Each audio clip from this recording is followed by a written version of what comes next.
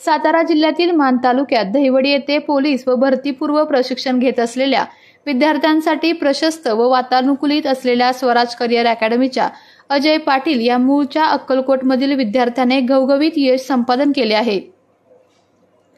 पहिल्याच प्रयत्नात म्हणजेच वय वर्ष 18 असलेल्या अजय पाटील यांनी जिद्द चिकाटीच्या जोरावर पुणे कारागृह पोलीस पदाला गवसणी घातली आहे। स्वराज करिअर अकॅडमीचे संस्थापक सुनील काटकर व त्यांचे बंधू अनिल काटकर यांच्या सातत्यपूर्ण प्रयत्नातून आजपर्यंत जवळपास 2000च्या आसपास आर्मी व पोलीसमध्ये भरती झालेल्या विद्यार्थ्यांची संख्या आहे। या अकॅडमीत पश्चिम महाराष्ट्रासह संपूर्ण राज्यातून अनेक विद्यार्थी प्रशिक्षण घेण्यासाठी येत असतात।